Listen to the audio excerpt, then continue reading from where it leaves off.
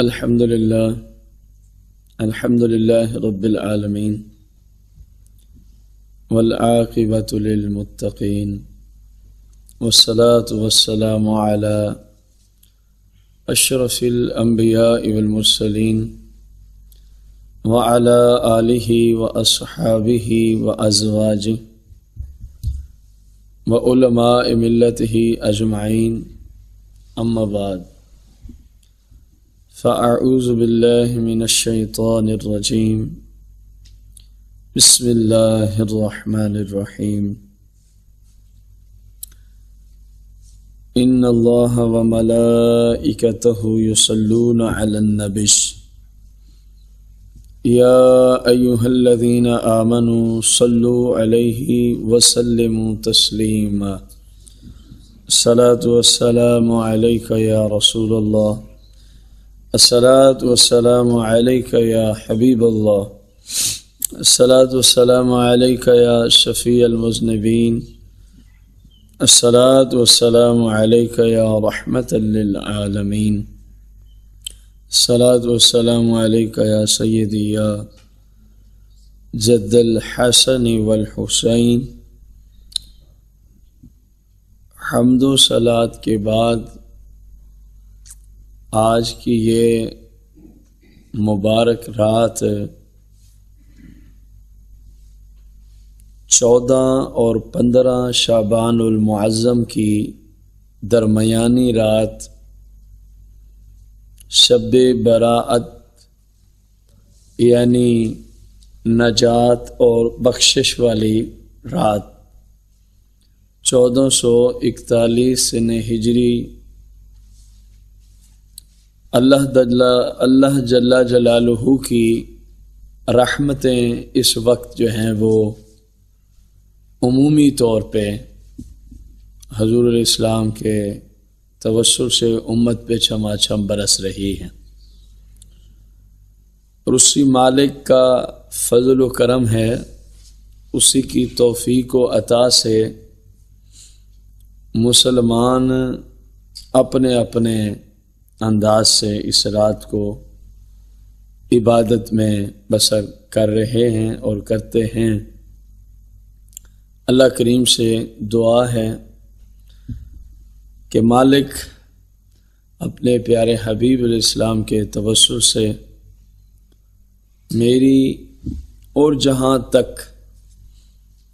یہ قرآن و سنت کی آواز پہنچ رہی ہے، جو جس طرح بھی اس میں شامل و شریک ہیں، پھر ان سب کے شیوخ یعنی دینی اساتذہ کرام، خاص کر میرے شیخ اکمل مفتی اعظم پاکستان مفتی غلام حیدر نقشبندی رحمۃ اللہ تعالی علیہ، تمامی علماء ذیشان، ہم سب کے اہل و عیال اور پوری امت پہ اللہ کریم اپنے فضل سے بخشش و مغفرت فرمائے.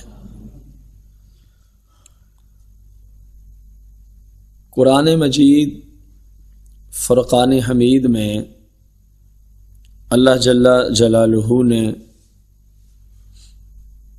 ایک بہت ہی عمدہ اصول ذکر فرمایا ہے کہ یہ جو وبائیں ہیں، بلائیں ہیں، مصیبتیں ہیں، پریشانیاں ہیں، بیماریاں ہیں، یہ تمہارے اپنے ہاتھوں کی کمائیاں ہی ہوتی ہیں، اور بہت ساری تو وہ اپنے فضل و کرم سے ویسے ہی معاف کر دیتا ہے.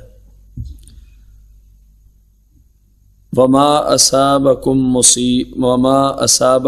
من مصیبہ فَبِمَا كَسَبَتْ أَيْدِيكُمْ وَيَعْفُ عَنْ كَثِيرٍ.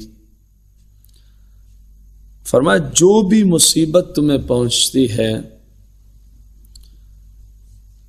وہ تمہارے ہاتھوں کا اپنا ہی کمایا ہوا ہوتا ہے، تمہارے الٹے کردار کی وجہ سے، خلاف شرع امور کی وجہ سے. اور فرمایا وَيَعْفُ عَنْ كَثِيرٍ، بہت کچھ تو اپنے فضل سے ہی معاف کر دیتا ہے. اس وقت امت مسلمہ بالخصوص اور بالعموم، امت دعوت بھی اور امت اجابت بھی، سارے ایک وبا میں مبتلا ہیں۔ اللہ کریم مسلمانوں سے اس پریشانی کو ہمیشہ کے لیے دور فرمائے۔ حقیقت میں یہ جو کچھ کائنات میں ہو رہا ہے، ہوا ہے، یہ فقط مسلمانوں کے لیے نصیحت کے طور پہ صرف ایسے ہی بتلایا جا رہا ہے کہ یہ بھی ہو سکتا ہے، کہ جو جہاں ہے وہی اپنے آپ کو سب کچھ سمجھ کے بیٹھا ہے کہ مجھے کوئی پوچھنے والا ہی نہیں، میں جو چاہوں جس کے ساتھ جیسے چاہوں کروں، ظلم کروں، ستم کروں۔ پتہ نہیں اللہ کی دھرتی پہ کیا کیا گناہ اس وقت، کیا کیا ظلم و ستم۔ تو ان سب کو نصیحت کے طور پہ مسلمانوں کے لیے کہ دیکھو تم اپنے رب کے ماننے والے ہو، خیال کرو، اپنے کردار پہ نگاہ کرو، ورنہ پھر ہمارے پاس تو کئی طریقے ہیں تمہیں سمجھانے کے لیے۔ اور کفار کے حق میں یہ عذاب ہے، کیونکہ وہ ہیں ہی عذاب کے مستحق، ان کو تو ہلاک ہونا ہی ہے، دنیا میں بھی اور قبر و آخرت میں بھی۔ تو اب جب ایسے حالات سامنے آ جائیں کہ کوئی وبا پھوٹ پڑی ہے، کوئی مہلک اور موذی امراض پھوٹ پڑے ہیں، عمومی طور پہ جس کے اندر لوگ مبتلا ہو جائیں، تو پھر شریعت نے اس سے نکلنے کے بہت سارے طرق عطا فرمائے ہیں، یعنی طریقے۔ ان میں سے ایک طریقہ جس کا آج ہم ذکر خیر اللہ کی توفیق سے سنتے ہیں، پڑھتے ہیں، اس کی کیونکہ ضرورت ہے، حاجت ہے، وہ ہے دوسرے مسلمانوں کو ان کی ضرورت کے اعتبار سے اس ضرورت کو پورا کرنا، صدقہ کرنا، کھانا پیش کرنا۔ امام اہل سنت مجدد دین و ملت مولانا شاہ امام احمد رضا خان رضی اللہ تعالی عنہ سے اسی سے ملتا جلتا ہوا سوال ہوا تھا کہ ہمارے علاقے میں بہت بڑی وبا پھوٹ پڑی ہے، مہلک قسم کے امراض، تو اس کا کوئی حل؟ یہ اس کا خلاصہ میں نے پیش کیا ہے، سوال بہت طویل ہے وہ،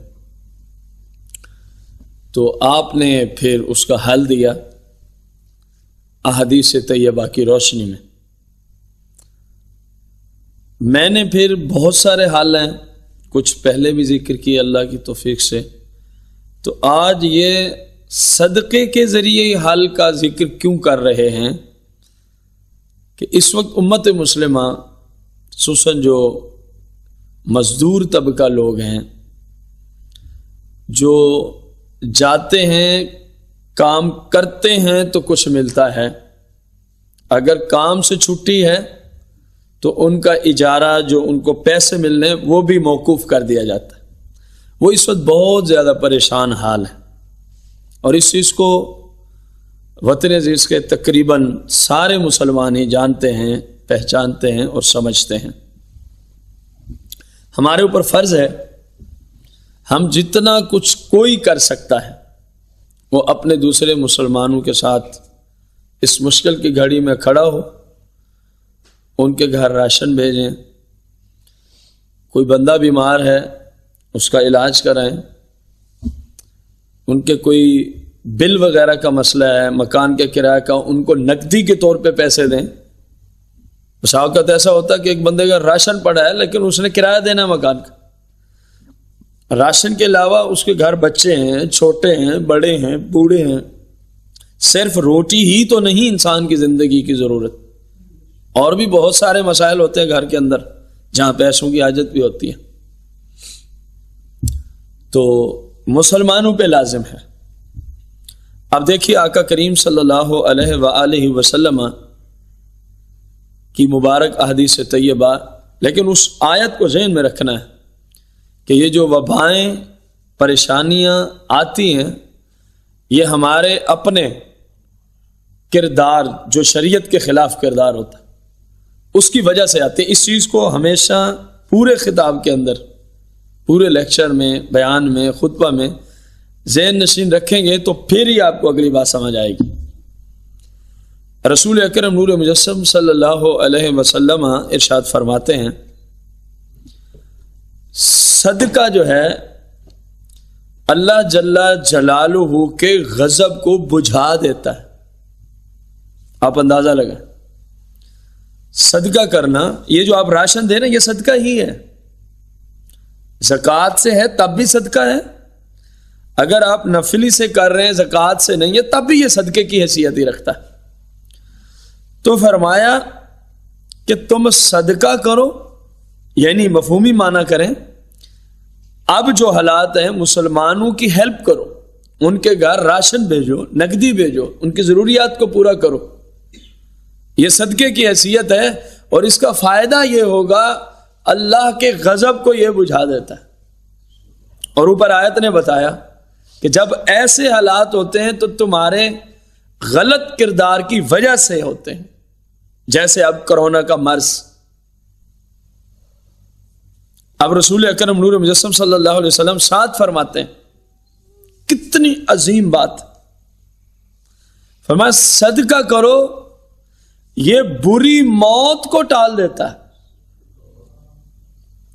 اس وقت جو کرونا والوں کی موت کا حال کیا جا رہا ہے، میت کے ساتھ جو کیا جا رہا ہے، اگرچہ جائز نہیں ہے کہ ایک مسلم کی میت جو ہے حدیث کی روشنی میں جیسے ایک زندہ بندے کا نظام ہے، حضور علیہ السلام فرماتے ہیں کہ مردہ کا بھی تعظیم، ادب و احترام اور اکرام کے حوالے سے سیم وہی صورت حال ہے۔ اس کو جلا دو، یہ کر دو، وہ کر دو، اسلام اس کی اجازت نہیں دیتا، کسی صورت بھی نہیں دیتا۔ اس کو غسل نہیں دینا، کیوں نہیں دینا؟ غسل دیا جائے گا اس کو، کوئی غسل کا ایک ہی طریقہ تھوڑی ہے کہ اوپر 4-5 بندے آپ نے بٹھانے ہیں جو اس کے جسم کو ہاتھ لگائیں گے تو پھر ہی غسل ہوگا، یہ تو لا علمی والی بات ہے۔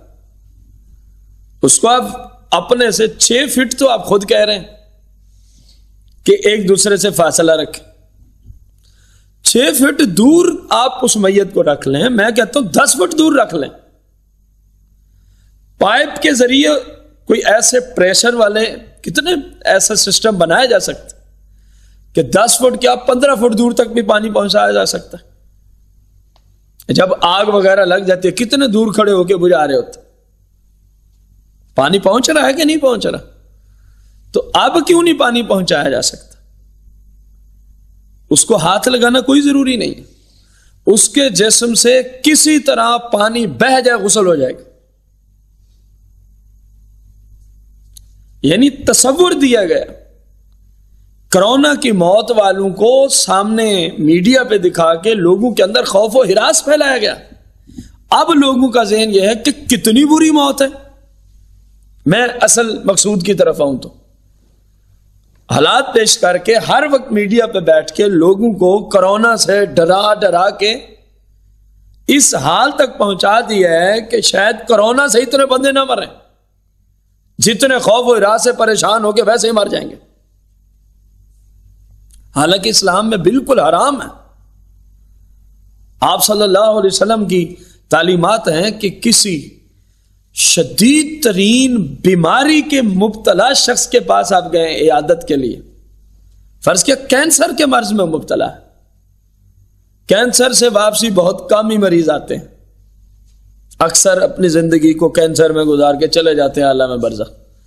تو آرڈر کیا ہے؟ فرمایا جب پہنچو نا اس کو کوئی بات ہی نہیں ہے، یہ تعلیمات ہیں آقا علیہ السلام، کوئی مسئلہ ہی نہیں ہے، کوئی بات ہی نہیں ہے، اللہ تعالیٰ فضل فرمائے گا، اللہ تعالیٰ کرم فرمائے گا۔ یعنی ہر حال میں حکم دیا کہ رب سے تعلق جوڑ کے رکھو، رب کی رحمت پہ بھروسہ رکھو، اپنے رب پہ اعتماد کرو، اپنے رب کی ذات پہ توکل کرو۔ تو کاش کے میڈیا پہ بیٹھنے والے یہ دوست، یہ ہمارے قومی بھائی، کاش کہ اگر یہ بجائے ڈرانے کے، خوف و ہراس پھیلانے کے، حضور علیہ السلام کی احادیث پہ عمل کرتے اور لوگوں کے اندر اچھی اچھی باتیں پھیلاتے، اس معاملے میں اچھی اچھی نصیحتیں دیتے، لوگوں کو کہتے کچھ بھی نہیں ہوتا، تم مسلمان ہو، وہی ہوگا جو رب تبارک و تعالیٰ کی مشیت سے ہوگا، پریشانی کی کوئی بات نہیں۔ ہاں، جو اسلام سے احتیاطی تدابیر ٹکر نہیں لیتی وہ بتائیں، وہ احتیاط مسلمان کریں، اور مسلمان کر رہے ہیں احتیاط۔ تو اس کو ایک بری موت کے طور پہ پیش کیا جا رہا ہے، اس کو ورثہ کے حوالے نہیں کیا جاتا، کوئی چہرہ نہیں دیکھنے دیتا، فلاں فلاں۔ تو لوگوں کا تصور بن گیا ہے کرونا میں مرنا ایک بہت بڑی بری۔ تو حضور علیہ السلام نے 1400 سال پہلے تمہارے تصور کو بانپتے ہوئے اس کا بھی علاج عطا فرمایا، فرمایا چاہتے ہو نا بری موت نہ آئے۔ میں صرف حالات حاضرہ کے اعتبار سے جملے بول رہا ہوں، ویسے ہر طرح کی جو بری موت ہے یہ تو ہے ہی نہیں۔ حضور علیہ السلام کی حدیث پاک ہے، میں تو اس کو بری موت نہیں کہتا، اسی لیے میں نے پورا ایک نقشہ کھینچا کہ کون کہہ رہے ہیں، کون سمجھ رہے ہیں۔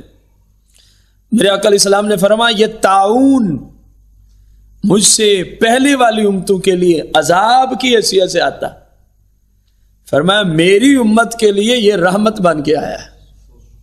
یا رسول اللہ کیسے؟ فرمایا میرا جو امتی طاعون کے مرض میں مرے گا میرا رب اس کو شہادت کا رتبہ عطا فرمائے گا۔ تو کرونا میں مرنے والوں اللہ سب کی حفاظت فرمائے، اگر کوئی کرونا کے وائرس کی وجہ سے مر رہا ہے تو بری موت نہ سمجھو، بلکہ رب اس کو شہادت کا رتبہ عطا فرمائے گا۔ مرنا تو ویسے ہی ہے امن ہے، اور اگر شہید ہو کے مریں تو اور کیا درکار ہے۔ باقی اللہ تمام مسلمانوں کی حفاظت فرمائے اس مرض۔ لیکن میں وہ لوگوں کا نظریہ اور دین اسلام کا نظریہ تقابل کراتے ہوئے پیش کر رہا تھا کہ یہ تھی نہیں، لیکن لوگوں نے پیش کر دی کہ بری موت۔ چلو تم نے احادیث پہ عمل نہیں کرنا، ان لوگوں کی باتوں پہ عمل کرنا، تب بھی حکم یہی ہے کہ بری موت جسے تم سمجھ رہے ہو ہے نہیں، کیونکہ شہادت کا رتبہ اس کو بندہ بری موت سمجھے، یہ تو بہت بڑی دین اسلام سے لا علمی والی بات ہے۔ فرمایا پھر صدقہ کرو، بری موت اللہ تعالیٰ دور فرما دے گا۔ جو کرونا سے ڈر رہے ہیں مسلمان، جو کامل الیقین والاعتقاد ہے، وہ تو کرونا مرونا سے نہیں ڈرتا، اس کو پتہ ہے کہ میرے رب کی مشیت ہے، میں 7 محلوں میں بھی چھپ کے بیٹھ جاؤں، اگر میرے رب کی مشیت یہ ہے مجھے کرونا کا مرض لگنا ہے تو مجھے لگ کے رہے گا، کوئی دنیا کی طاقت مجھے نہیں بچا سکتی، کیونکہ بچانے والا صرف اللہ ہے، باقی کوئی کسی کو نہیں بچا سکتا۔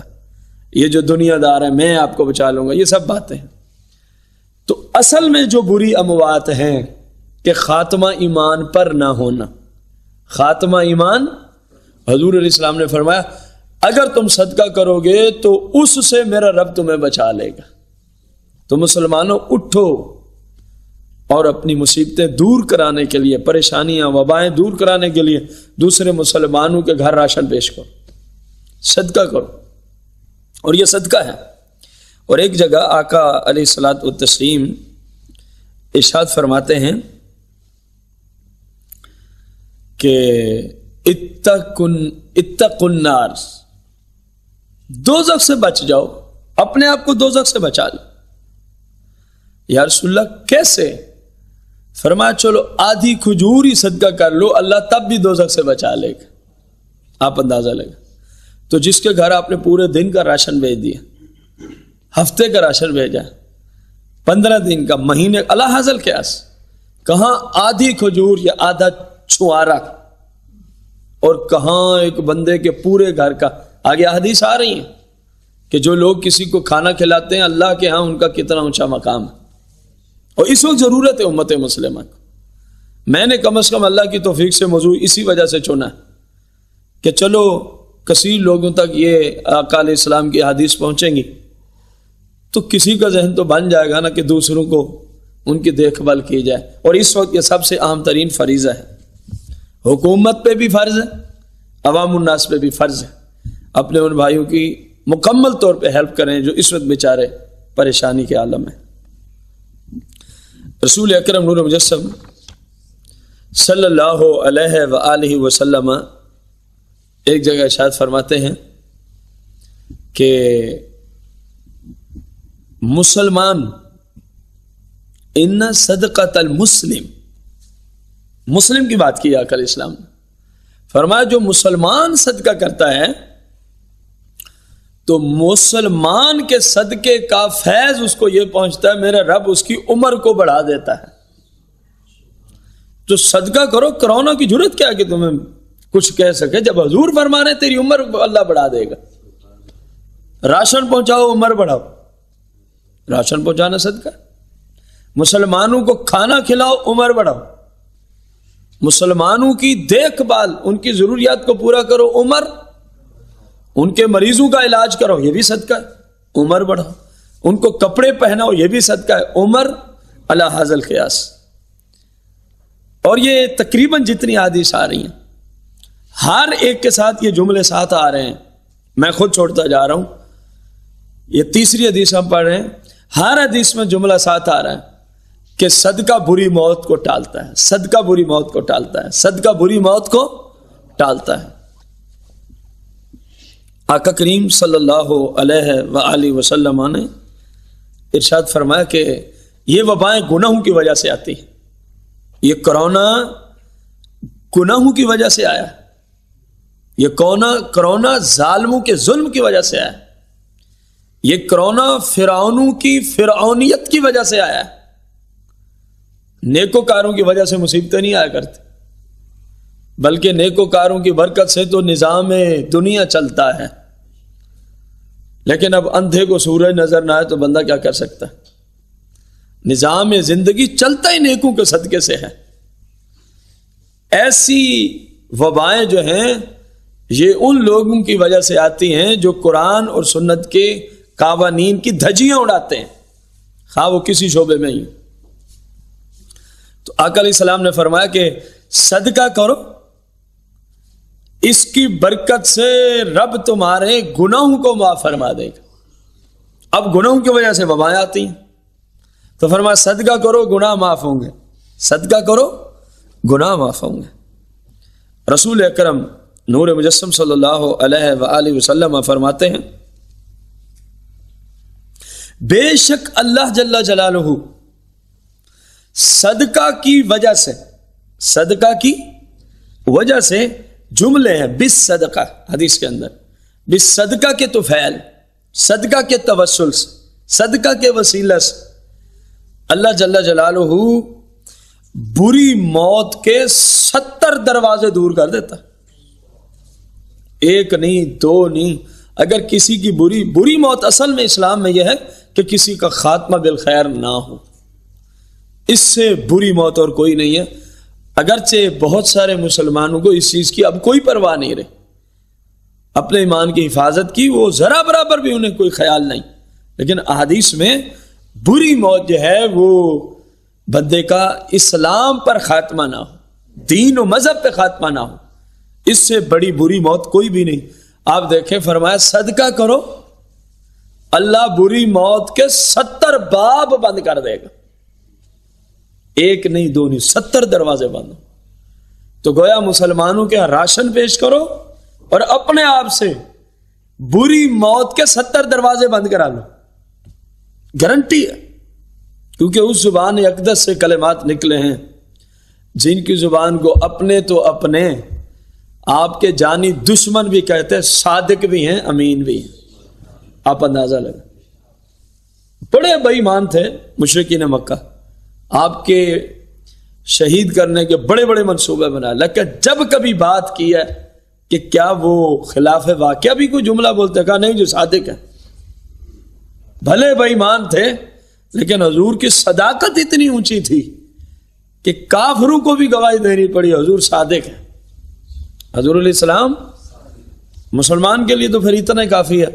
آپ نے بخاری میں قسم اٹھائی، اللہ کی قسم ہے، فرمایا میری زبان سے جو بھی نکلتا ہے صرف حق ہی نکلتا ہے۔ اور پھر قرآن نے تو ان ساری باتوں کی تصدیق کر دی، کیا فرمایا؟ وَمَا يَنْتِقُ عَنِ الْهَوَىٰ إِنْ هُوَ إِلَّا وَحْيٌ يُوحَىٰ، میرا حبیب اپنی مرضی سے نہیں بولتا، کلام رب کا ہوتا ہے، زبان مصطفیٰ کی چلتی ہے۔ تو اس سے فرمایا اگر تو چاہتا ہے اے بندہ مومن کہ میری موت کے 70 دروازے بند ہو جائیں جو بری موت کے ہوتے ہیں، تو فرمایا پھر صدقہ کرو۔ پھر کیا کرو؟ تو جہاں تک مسلمان مجھے سن رہے ہیں یا بعد میں پیغام پہنچے، سب سے گزارش ہے اپنے آقا و مولا کی ان حدیث پہ عمل کرو، اور یقین جانیں امت میں ایک تعداد ہے جو الحمدللہ اس وقت صدقہ کر رہے ہیں، راشن کی دنیا میں، نقدی کی صورت میں، علاج معالجہ کی صورت۔ یہ ایسی عظیم نیکی، اس کی برکت سے کرونا دیکھنا بہت جلدی ختم ہو جائے گا، کیونکہ احادیث ہمیں بتا رہی ہیں۔ اور اعلیٰ حضرت رضی اللہ تعالیٰ عنہ سے ایک وبا کے ختم کرانے کے بارے میں سوال ہوا، اس ایک سوال پہ کئی صفحات پہ جواب دیا، حدیثیں ساری اسی مضمون کی، فرمایا یہ کرو یہ کرو یہ کرو یہ کرو، سب کے اندر صدقے کی ترغیب ہے، فرمایا یہ وبائیں دور ہو جائیں گی۔ اور آخر میں 2 حکایتیں بھی نقل کی ایمان افروز، کہ جو مصیبت جان نہیں چھوڑتی تھی وہ صدقہ کرنے سے کیسے چلی گئی، کئی کے سالوں سے جان نہیں چھوڑتی تھی، اس کو تو ابھی چند مہینے ہوئے ہیں۔ رسول اکرم نور مجسم صلی اللہ علیہ وآلہ وسلم ارشاد فرماتے ہیں الصدقۃ تمنع 70 نوعا من انواع البلاء اهونها الجذام والبرص او كما قال النبی علیہ السلام۔ حد ہو گئی اس حدیث میں، اگر کسی کو یہ حدیث سن کے اب بھی سمجھ نہیں آتی کہ کرونا صدقے سے دور ہو جائے گا، تو پھر اس بیچارے کو اس کی پھر سمجھ ہی نہیں ہے، سرے سے اس کی پھر سمجھ ہی نہیں ہے۔ اب غور کریں، فرمایا الصدقہ، یہ جو صدقہ تم کرتے ہو، تمنع، یہ روک لیتا ہے، روکتا ہے کس کو؟ نوعا من انواع البلاء۔ ایک جملہ حضور نے بڑا پیارا ارشاد فرمایا، 70 فرمایا 70 وبائیں، نوعا من انواع البلاء، 70 وبائیں صدقے کی برکت سے اس بندے سے اللہ دور کر دیتا۔ یار کرونا تو ایک وبا ہے، اور حضور صلی اللہ علیہ وسلم فرما رہے ہیں اللہ ایک بار صدقہ کرنے سے کتنی وبائیں دور کرتا ہے؟ 70 وبائیں اس بندے سے دور کرتا ہے۔ اور میرے آقا نے حد کی ہے،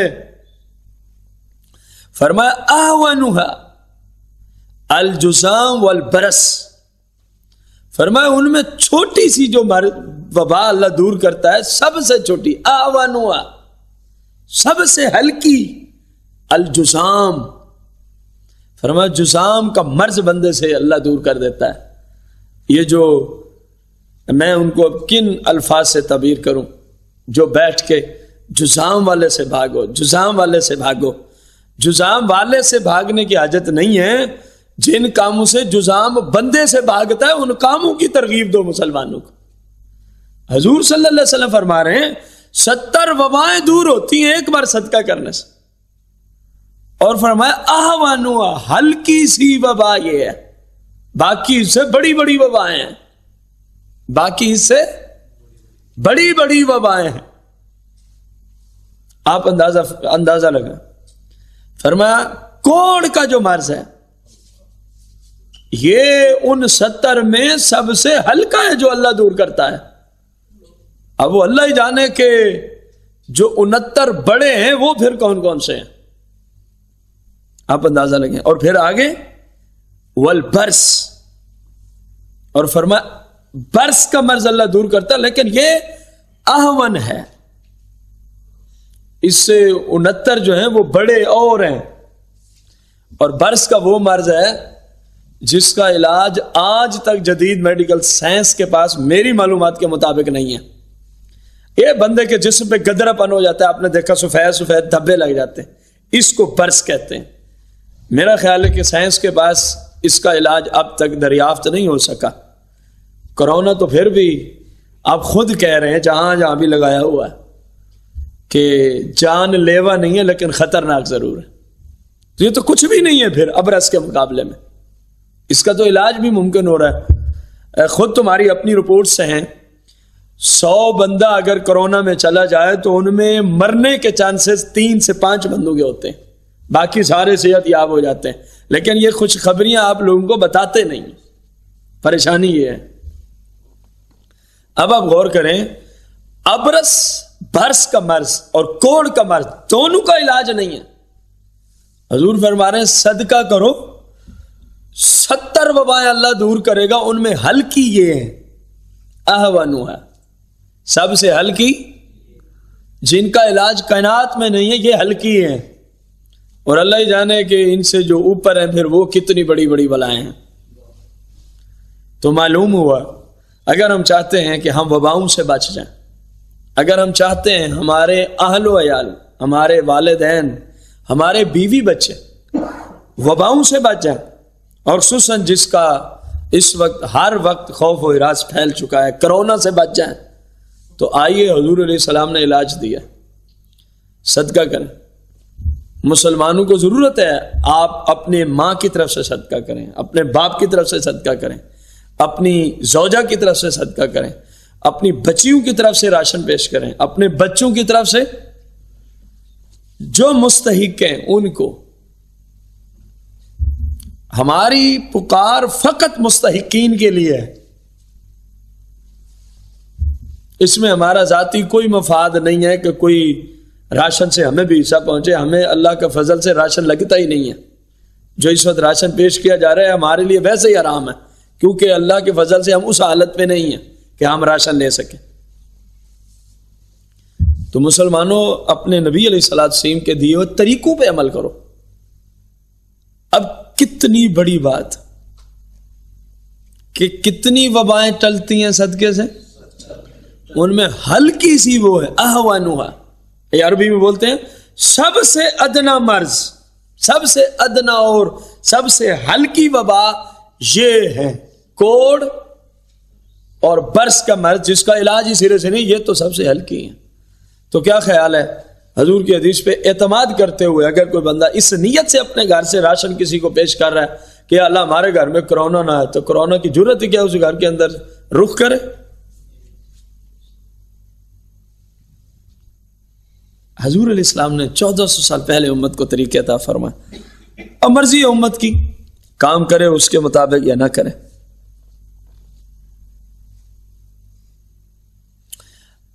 ایک جگہ آقا صلی اللہ علیہ وسلم نے ارشاد فرمایا صبح سویرے صدقہ کیا کرو، صبح سویرے 1 روپیہ پکڑو صدقہ کر، 5 روپے پکڑو، کسی بھی نیک کام پہ لگانا صدقہ ہی ہے، 10 روپے پکڑو صدقہ کر، کوئی چھوٹا سا ڈبہ ہی گھر میں رکھا ہوا، صبح اٹھا پہلا کام یہی کیا، جیسے فراغت حاصل کی آپ کے جو بھی معمولہ، 5 روپے پکڑے اس ڈبے میں ڈالے، یہ جی اس وجہ سے، اس میں ڈالے، اس وجہ سے، اس میں ڈالے۔ تو آقا علیہ السلام پتہ کیا فرمایا؟ صبح سویرے صدقہ کیا کرو۔ یا رسول اللہ پھر ہوتا کیا ہے؟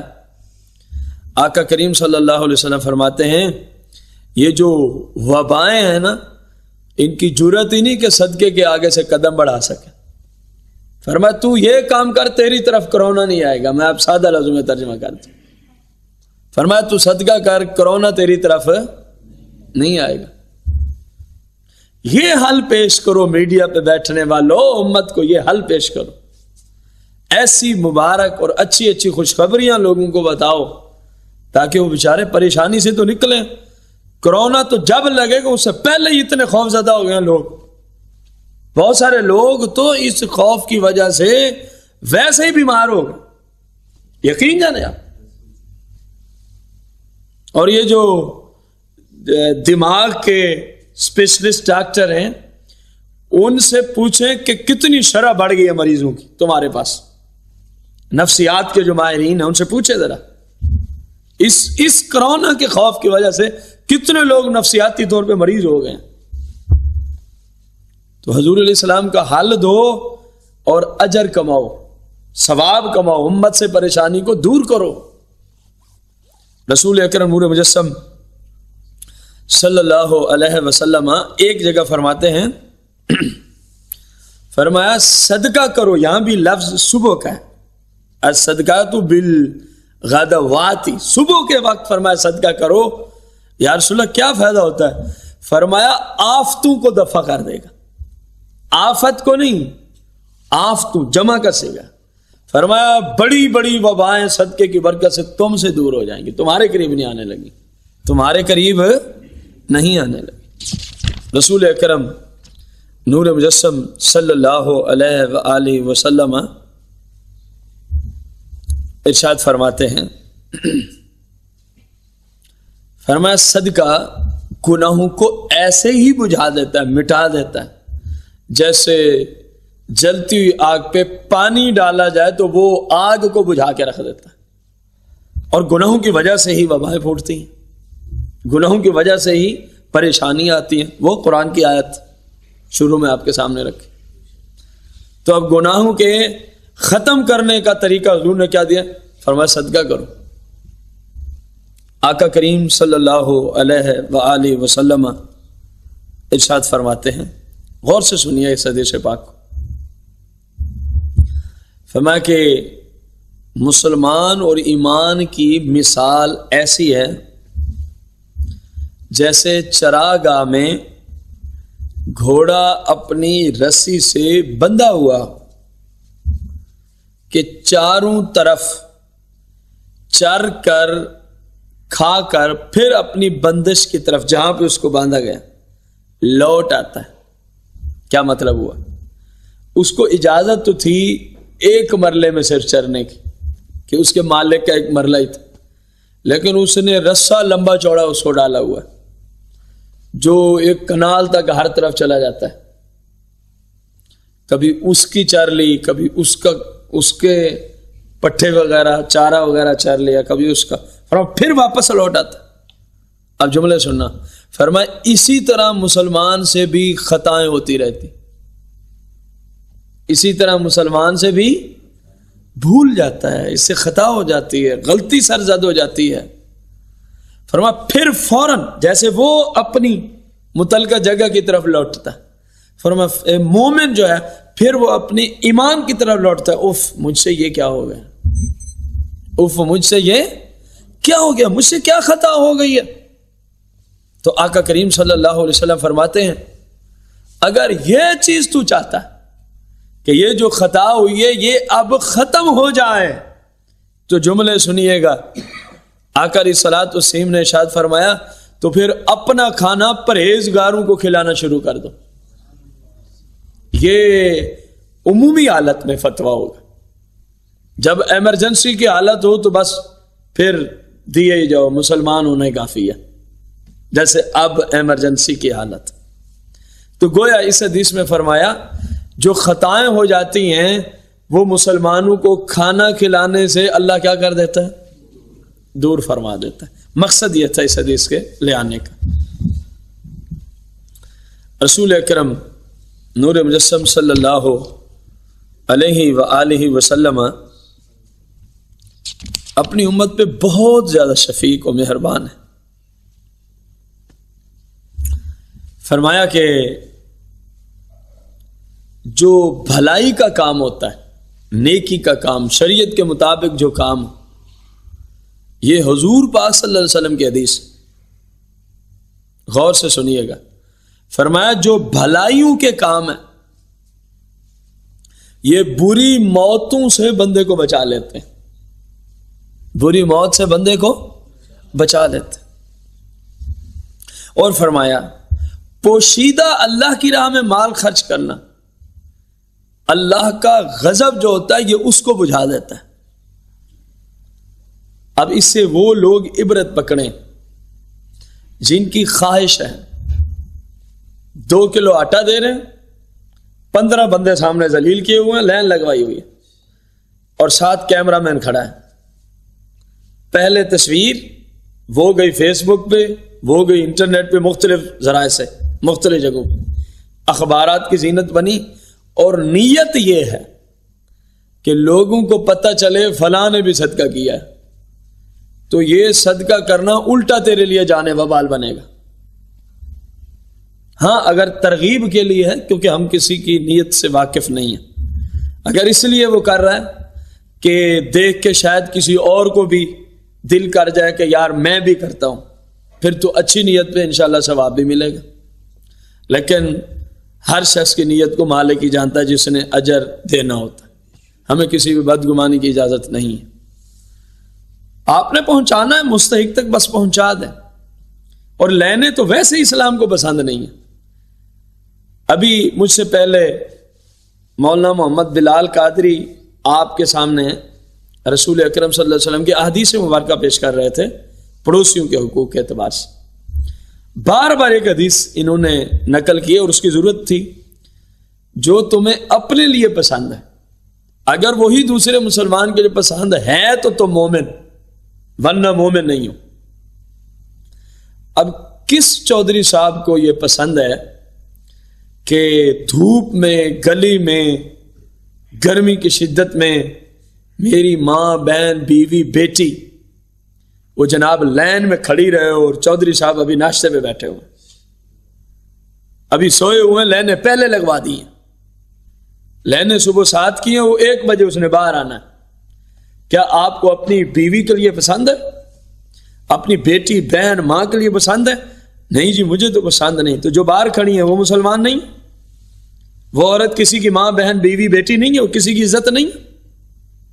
یہ طریقہ کار اسلام کو کم از کم پسند نہیں ہے. ممکن ہو تو گھر تک پہنچا دو, ورنہ کم از کم لائن سے بچاتے ہوئے ان کو ٹائم دے دیں آپ کہ اس ٹائم آگے اپنا جو حصہ ہے وہ لے لیں.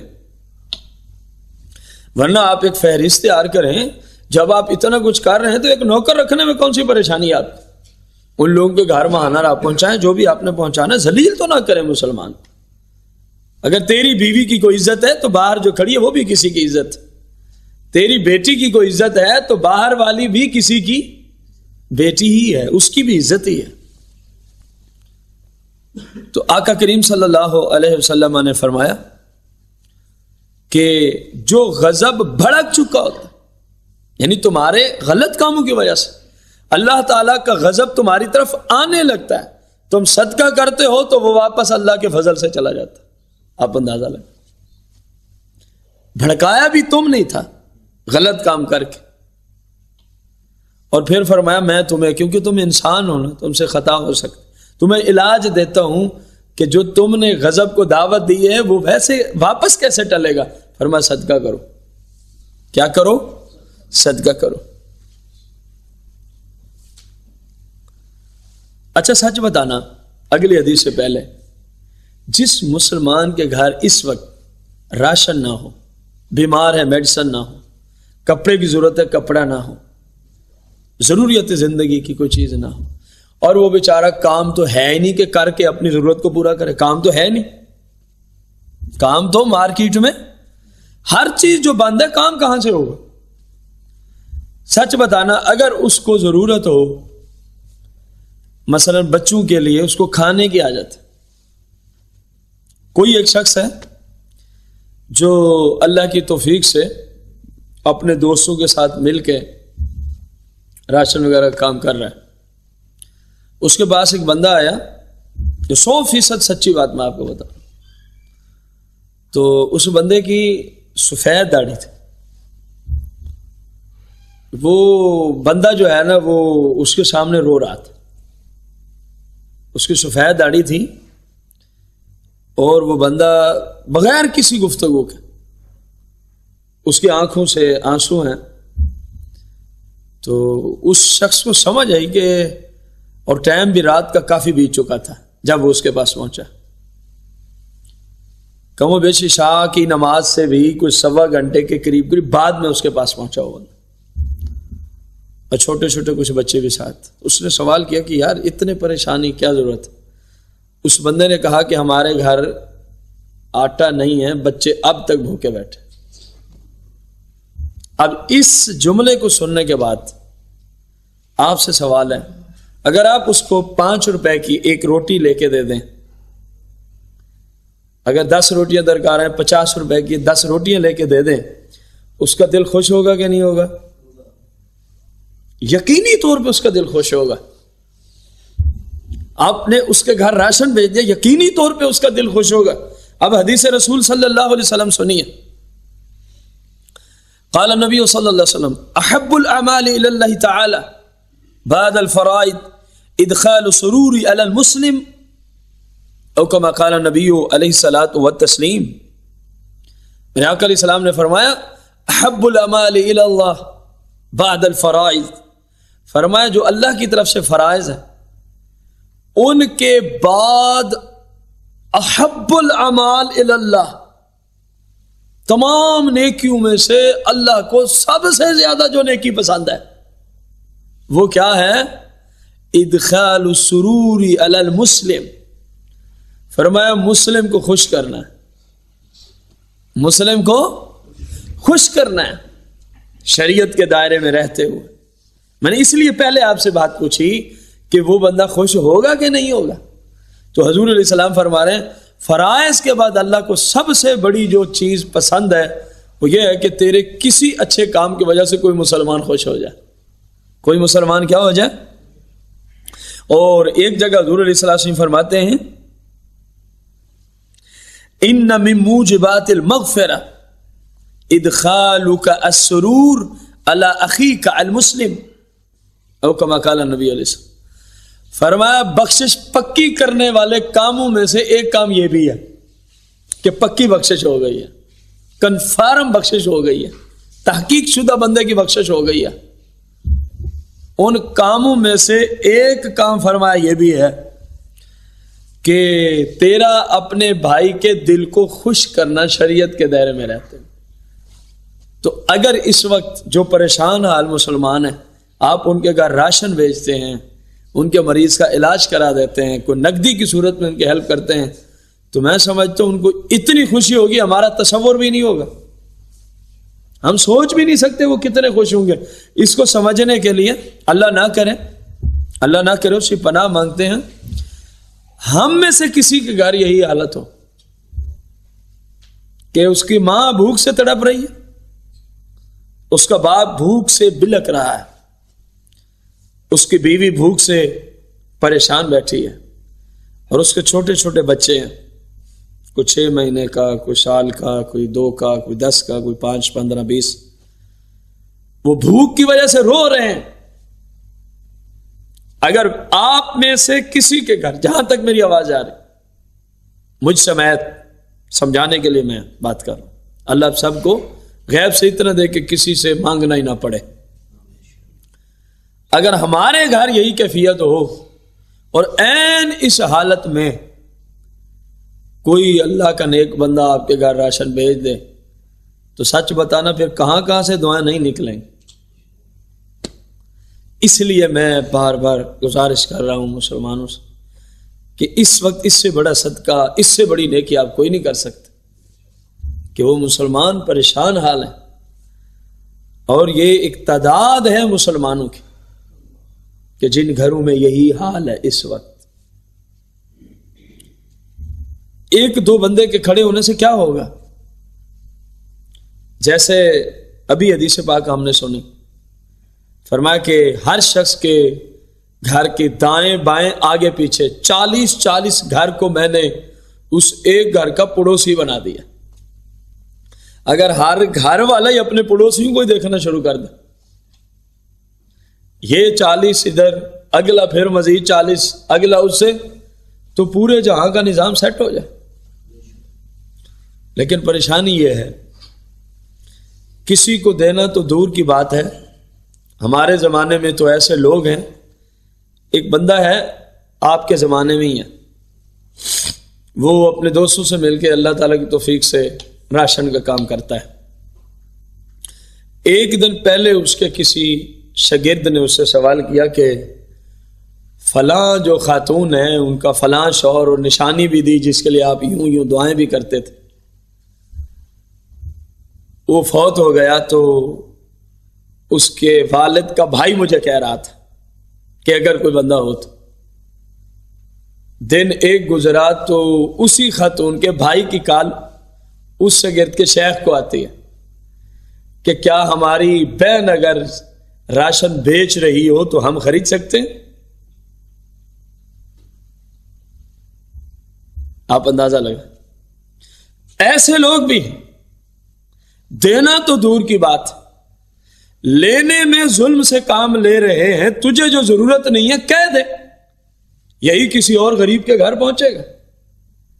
اب راشن لے لے کے آگے بیچنے کا نظام آ گیا اور فتوے پوچھے جا رہے ہیں، آپ اندازہ لگا۔ اور یہ ہوتا ہے۔ 2010 میں ضلع مظفر گڑھ، لیا اور ان علاقوں میں سیلاب، بہت طوفانی درجے کا سیلاب تھا۔ تو یہ حقیقت ہے کہ لوگوں نے کئی من راشن دکانوں پہ آدھی قیمت پہ دوبارہ سیل کیے۔ کیا مسلمانیت اس کا نام ہے؟ کوئی دینے آیا تو آپ کے گھر پہلے انبار لگا ہوا ہے، اب پھر جھپٹ کے کسی کو دینا تو دور کی بات ہے، تم تو جن کا حق ہے وہ حق بھی ڈاکہ ڈالتے ہو جو ایسا کرتے ہیں، میں ان کے لیے بات کر رہا ہوں۔ اور حضور کی حدیث کی روشنی میں وہ حرام لے رہے اور جہنم کی آگ لے رہے، ان کی مرضی ہے، تھوڑی لے لیں زیادہ لے لیں، جتنی برداشت کر سکتے اتنی لے لیں، اور جہنم کی آگ برداشت نہیں ہوتی، کسی صورت بھی برداشت نہیں ہو سکتی۔ اب حال یہاں تک ہے، خدا را اسلام کو سمجھیں، دین اسلام کو سمجھیں۔ آپ کسی کے حق پہ ڈاکہ نہ ڈالیں، ہو سکے تو کسی تک پہنچائیں۔ اگر آپ کے سے اتنا ہی نہیں ہو سکتا، آپ خود مستحق راشن لیتے ہیں تو کم از کم یہ تو دیکھ لینا میرے گھر میں پڑا ہے، کوئی جو آپ کو دینے لگا ہے آپ اس کو کہیں بھائی کسی اور کے گھر پہنچا، میرے پاس تو موجود ہے، میرے پاس ہو۔ اور وہی بندہ جس کی بات چل رہی اس کے پاس ایسے اچھے لوگ بھی آتے ہیں کہ تحقیق کی دنیا میں وہ واقعی مستحق قرار پاتے ہیں، جب ان سے بات ہوتی ہے وہ کہتے ہیں نہیں ابھی گھر میں راشن موجود ہے۔ ایسے لوگ بھی ہیں، آپ کے زمانے کی بات، لیکن یہ بہت تھوڑے ہیں۔ لیکن یہ حالانکہ پڑوسیوں نے کہہ دیا واقعی مستحق ہے، جب ان سے رابطہ کیا وہ کہتے ہیں اس میں تو کوئی شک نہیں کہ ہم مستحق ہیں، لیکن لوگوں نے گھر راشن بھیجا ہے، ابھی ہمارا نظام چل رہا ہے۔ ایسے لوگ بھی موجود ہیں۔ تو ہمیں ایسا مسلمان ہونا چاہیے، دوسروں سے ہمدردی رکھنے والا، تعاون کرنے والا، ان کے دکھ سکھ میں شریک ہونے والا مسلمان ہونا چاہیے۔ اب دیکھو نا ان احادیث کی روشنی میں ایک حدیث کے اندر کیا فرمایا، افضل الاعمال بھی آیا، احب الاعمال بھی آیا، اور کس کی بارگاہ میں؟ اللہ۔ کوئی میں یا آپ نہیں خوش ہوتے، میں یا آپ نہیں، فرمایا اللہ کو یہ پسند ہے، ما یلیق بشانہ۔ کب پسند ہے؟ فرمایا کہ بعد الفرائض، فرائض پہلے کھڑے، کہ کسی مسلمان کو تو خوش کر، شریعت کے دائرے میں رہتے ہو، شریعت کے۔ تو میرا خیال ہے اس وقت راشن اور نقدی اور ان کی ضرورت کا سامان بھیج کر ہم ان احادیث کے اوپر عمل کر سکتے ہیں۔ اور پچھلی میں کیا فرمایا؟ پکی بات ہے بندہ بخشا گیا ہے، پکی بات ہے بندہ بخشا گیا ہے۔ یا رسول اللہ کیا کرنا ہے؟ فرمایا میرا کوئی غریب امتی، کوئی پریشان حال امتی دیکھو تو اس سے پریشانی دور کر کے اس کو خوش کرو، بخشش کا میں کہہ رہا ہوں بخشش ہو گئی ہے، اللہ کی طرف سے تمہیں بخش دیا جائے۔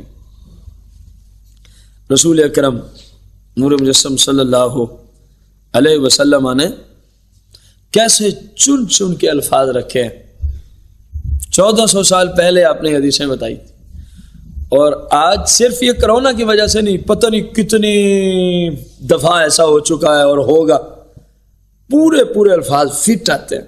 اب سنیے گا، قال نبی صلی اللہ علیہ وسلم افضل الاعمال ادخال السرور علی المسلم علی المؤمن۔ فرمایا سارے کاموں سے افضل کام، سارے کاموں سے کسی مومن مسلمان کو خوش کرنا ہے، شریعت کے یا رسول اللہ کیسے؟ فرمایا اگر کپڑا نہیں ہے تو اس کو کپڑا پہنچا دیں. اب تک میں کہتا رہا کہ یہ پہنچائیں ضرورت کی چیزیں وہ خوش ہوگا. میری بات میں تو اتنا اثر نہیں, میں تو ایک سادہ سا عام انسان.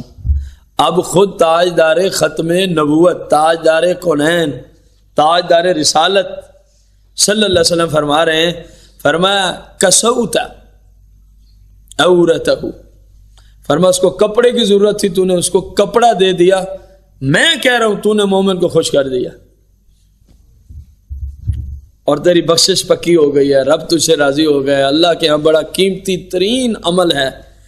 اور پھر اگلی بات وَأَشْبَعْتَ, فرمایا جب وہ بھوک سے بلبلا رہا ہو تو اس کو کھانا کھلا دینا. میں کہہ رہا ہوں بندہ تو نے خوش کر دیا. مومن بندے کے دل میں تو نے خوشی کو داخل ہے. حضور فرما رہے ہیں بھوکوں کو کھانا کھلاؤ. اور آج سیم وہی حالت ہے کہ نہیں ہے؟ اگر آپ اس پہ عمل کریں تو اس طرح کی سینکڑوں احادیث کے آپ مصداق ہیں. ہم تو چند احادیث آپ کے سامنے رکھیں. اور پھر فرمایا او قضیت لہ حاجہ او کما قال النبی علیہ السلام, فرمایا یا کوئی اس کی ضرورت ہے. اب دیکھیں کیسے چنے ہوئے الفاظ ہیں. کوئی اس کی حاجت ہے. حضور علیہ السلام نے حاجہ کو نہ کرا چھوڑا, کوئی حاجت ہے. قضیت لہ حاجہ, تو نے اس کی کوئی حاجت شریعت کے دائرے میں رہتے پوری کی ہے. فرمایا میں فتویٰ دے رہا ہوں تو نے میرے ایک امتی کو خوش کر دیا, اور جس نے خوش کر دیا بخشش پکی ہے. اللہ اسے بہت زیادہ محبت کرتا ہے, اللہ اس بندے کو پسند فرماتا ہے, اللہ کی اس بندے پہ رحمتوں کا نزول چھما چھم برستا ہے. اٹھو میرے مسلمان بھائی اور بہنوں, اس وقت موقع ہے آپ کو, اللہ نے آپ کی زندگی میں موقع عطا فرمایا. مسلمانوں کی خیر خواہی کریں اور ان احادیث کے مصداق بنی.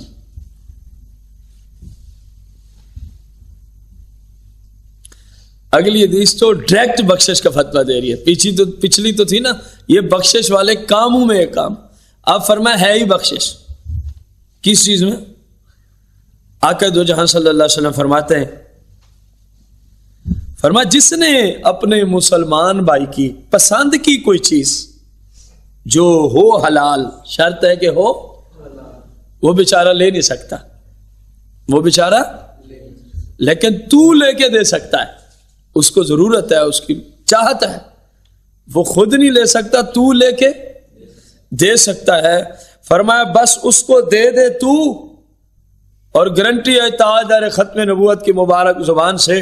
یا رسول اللہ کیا گارنٹی ہے؟ فرمایا میں گارنٹی دے رہا ہوں بندے کی بخشش ہو گئی. ماضی کا صیغہ لٹایا ہے. فرمایا پکی بات ہے بندہ بخشا گیا ہے, پکی بات ہے بندہ. تو کیا خیال ہے مسلمانوں کو نہیں ضرورت اب کسی چیز کی؟ اپنے ارد گرد غور کریں. رمضان المبارک کے لیے زکوٰۃ کو روک کے بیٹھنے والوں ان احادیث پہ ابھی سے عمل کرو. نفل سے نہیں ہو سکتا, زکوٰۃ ہی ایڈوانس دے دو, صدقۃ الفطر ہی ایڈوانس دے دو. مسلمانوں کے گھر راشن پہنچاؤ, ان کی حاجت کی چیزیں سامان پہنچاؤ, سبزیات پہنچاؤ, میڈیسن پہنچاؤ, جو ضرورت ہے کپڑا پہنچاؤ. میرے آقا نے تو حد کی ہے. او قضیت لہ حاجہ, فرمایا کوئی ضرورت جو پیش ہے میرے کسی امتی کو تو وہ کر دے. تو فرمایا بخشش کے ہم ضامن بیٹھے ہیں. کتنی بڑی بات اگر ہم اس پہ عمل کر لیں. اللہ اکبر. رسول اکرم نور مجسم صلی اللہ علیہ وآلہ وسلم کتنی بڑی بات ہے. قال النبی صلی اللہ علیہ وسلم من اطعم اخاہ المسلم. یہ بعض بندے ان مسلمانوں سے بھی جھگڑتے لڑتے ہیں جو پہلے تحقیق کرتے ہیں بندہ مسلمان ہے, بندہ کوئی بد عقیدہ بد مذہب تو نہیں ہے, جھگڑتے ہیں. ان سے بھی گزارش ہے, دیکھو حضور کیا فرما رہے ہیں, من اطعم اخاہ المسلم شہوتہ, جس نے اپنے مسلمان بھائی کی پسند کی چیز اطعم فقط کھلا دی, فقط کھلا دی. یا رسول اللہ کیا ہوگا؟ فرمایا اس کا جسم اللہ آگ پہ حرام کر دیتا ہے. کسی مسلم کو اس کی پسند کی چیز کھلانا. لنگر کھانے میں آپ نے یعنی ہمارے ہاں زمانے والوں نے دلچسپی رکھی ہے جی برکت والا ہوتا ہے، تو یہ حدیثیں نہیں نظر آتی. کھلانا بھی تو برکات کا، خیر و برکت کا موجب ہے کہ نہیں ہے؟ ڈائریکٹ جنت کے وعدے، ڈائریکٹ جہنم سے آزادیاں. فرمایا تم کھلانے والے بن کے تو دیکھو. یہاں ایک تعداد ہے ہمارے زمانے میں جو صرف کھانے پہ ہی تلے ہوئے. یہ عادت اچھی نہیں ہے. اپنے اندر جیسے کھانے کا جذبہ پیدا کیا ہے نا کسی کے ہاں لنگر، اس سے کئی گنا زیادہ پیدا کرو کہ کھلائیں گے بھی سے. کھائیں گے صحابہ کی سنت ہے. لنگر شریف سرکار کا چلتا تھا، صحابہ کھایا کرتا. اور کھلائیں گے مصطفیٰ کریم کے آرڈر پہ عمل کریں. فرمایا میرا رب اس بندے پہ جہنم کی آگ کو، اب اگر آپ کسی کے ہاں مہمان ہیں اور آپ سے پوچھ لیتا ہے، آپ جا رہے ہیں، اچھے لوگ اس طرح پوچھ لیا کرتے کہ یار آپ کو کیا پسند ہے، میں وہی تیار کروا دوں. تو اس حدیث پہ اس مسلم کی بھلائی چاہتے ہوئے اپنی پسند کی چیز بتانے میں کوئی مذاکرہ نہیں ہے. سمجھ آ رہی؟ کیوں؟ آپ نیت کریں کہ وہ سرکار کا فرمان کہ جو کسی کو اس کی پسند کی چیز کھلائے گا رب اس کا جسم جہنم کی آگ پہ حرام کر دیتا ہے. تو چلو میں اپنی پسند کی چیز اس کو بتا رہا ہوں. بنانا تو اس نے ہے، آپ جو مہمان ہو کے جا رہے ہیں اس نے تو کھلانا ہی ہے آپ کو کھانا. اگر آپ اپنی پسند کا اظہار کر دیں گے، لیکن یہ سارا معاملہ بندے کی نیت کا ہے. نیت آپ کی یہ ہو کہ میرے اس بھائی نے خرچہ تو کرنا ہی ہے، چلو ان تمام احادیث پہ اس کا عمل ہو جائے گا، میری پسند کی چیز اگر مجھے کھلا دیں. نہ کہ پیٹ کی خاطر نہ سارا کچھ بول دیتے ہیں. اس مسلم کی خیر خواہی کی غرض، اس مسلم کی احادیث مبارکہ کے باب کھلے ہیں. اللہ اکبر. اچھا، زمانے میں علاقہ وائز بہت ساری چیزیں ایسی ہوتی ہیں کہ بندے کو پتہ ہوتا ہے کہ ہمارے عرف کے اکثر بندے اس کو پسند کرتے ہیں. اکثر بندے اس کو، مثلا موسمی کوئی بھی پھل لو، تقریباً ہر بندے کو ہی پسند ہوتا ہے. موسمی کوئی بھی پھل تو بغیر پوچھے بھی ہم ان حدیث پہ عمل کر سکتے ہیں. پتہ جو ہے کہ ہر بندے کو موسمی پھل پسند ہے. آپ اپنے کسی دینی دوست مسلمان کو تحفہ دیں ایسا کہ جو موسمی پھل ہو، اس حدیث پہ عمل کریں کہ اس کی پسند کی چیز اس کو کھلاؤں گا، میرا رب مجھے جنت عطا فرمائے. میرا رب میرے جسم پہ جہنم کی آگ کو، کوئی عام فتویٰ ہے، حضور علیہ السلام کا دیا ہوا فتویٰ. آپ اندازہ لگا. رسول اکرم نور مجسم صلی اللہ علیہ وسلم فرماتے ہیں. اچھا، آپ سے سوال ہے اگلی حدیث سے پہلے کہ ایک گھر میں کورونا کا وائرس یوں برس رہا ہو، بندے کے جسم کو چمڑ گیا ہو، اور عین اسی حالت میں رب کی رحمت برسنا شروع ہو جائے، تو یہ کچھ کر سکتا ہے؟ آئیے دیکھتے ہیں کیسے آئے گی. قال النبی صلی اللہ علیہ وسلم من موجبات الرحمہ اطعام المسلم المسکین. غور کریں. فرمایا اللہ کی رحمت کو برسانے والے کاموں میں سے ایک کام یہ ہے اطعام المسلم المسکین، ایسے مسلم کو کھانا دو جو ضرورت مند ہے، جیسے آج کل مسلمان ضرورت مند. فرمایا اللہ کی رحمتیں برسنا شروع ہو جائیں گی، اللہ کی رحمتیں برسنا شروع ہو جائیں گی.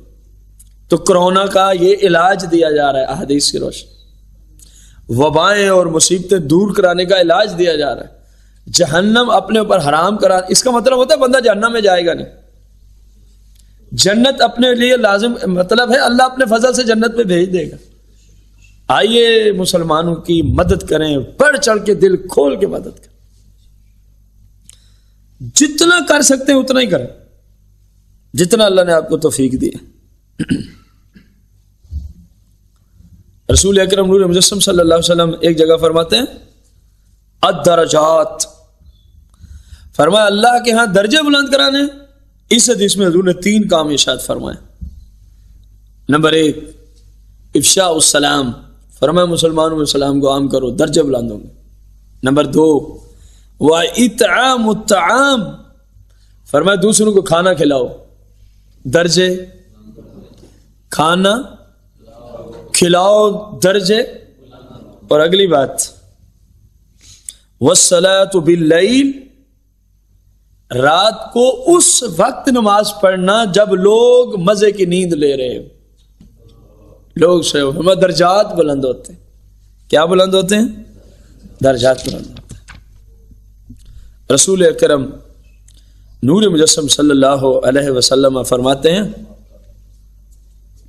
من اطعم اخاہ، جس نے اپنے کسی مسلمان بھائی کو کھانا کھلایا، حتی یشبع، حتی کہ اس کی خواہش پوری ہو گئی، جتنا وہ کھانا چاہتا تھا اتنا کھا لیا، وَسَقَاهُ مِنَ الْمَاءِ، اور اس نے اس کو پانی پلا دیا جتنی اس کو طلب تھی، اتنا کھانا دیا جتنی طلب تھی، اتنا پانی پلا دیا جتنی طلب تھی۔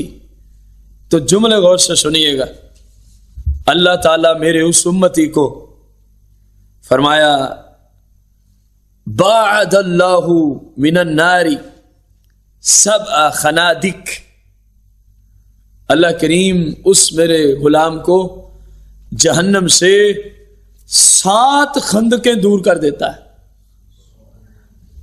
کس کام کرنے والے کو؟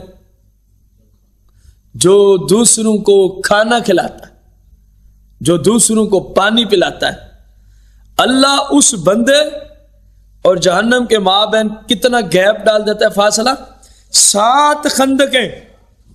اے اللہ کے حبیب صلی اللہ علیہ وسلم، ایک خندق کتنی لمبی چوڑی ہے؟ فرمائے ایک سے دوسری تک جانے کے لیے 500 سال کی مسافت درکار ہے۔ ایک خندق سے دوسری کا فاصلہ 500 سال۔ اور جو کسی مسلمان کو کھانا کھلائے، پیاس میں پانی پلا دے، پیاس میں، فرمایا رب ایسی 7 خندقیں اس کو دور کر دیتا ہے، یعنی 3500 سال بندہ لگاتار سفر کرتا رہے، جتنا دور چلا جائے رب اتنا دور اس بندے کو جہنم سے کر دیتا ہے جو مسلمانوں کو کھانا کھلا دے یا پانی پلا دے۔ آپ اندازہ کریں، آپ مختلف محافل میں مسلمانوں کو کھانا پیش کر رہے ہوتے ہیں، ان کو پانی بھر بھر کے پلا رہے ہوتے ہیں، تو آپ غور کریں کہ تھوڑی سی دقت تو ضرور ہوتی ہے، لیکن ذرا غور کریں کہ پانی پلانے پہ سرکار نے کتنا بڑا کرم فرمایا امت، کہ 3500 سال کی مسافت رب جہنم سے دور کر دے گا۔ بات پھر وہیں کھڑی ہے کہ مسلمانوں کے گھر جو اس وقت ضرورت ہے راشن پیش کرے گا، تو اس نے ایک وقت کا نہیں، پتہ نہیں کتنے ٹائم کا کھانا وہ کھائیں گے۔ تو حضور فرما رہے ہیں ایک دفعہ کھلانے پہ 3500 سال کی مسافت بندہ جہنم سے کیا کر دیا جاتا ہے۔ اور اگر آپ کسی کو ایک ہفتے کا کھانا دے دیں اور اس گھر میں 10 بندے ہوں تو گویا 80 دفعہ آپ نے کھانا کھلا لیا۔ کتنا؟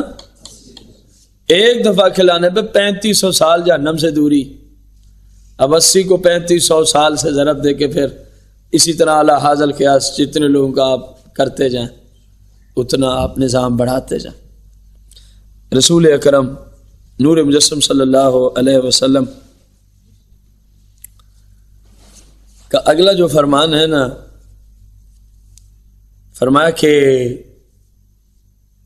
ان اللہ عز وجل یباہی ملائکتہ بالذین یطعمون الطعام من عبیدہ، او کما قال نبی علیہ السلام، فرمایا جو مسلمان کو کھانا کھلاتا ہے تو اللہ تعالیٰ فرشتوں کے سامنے،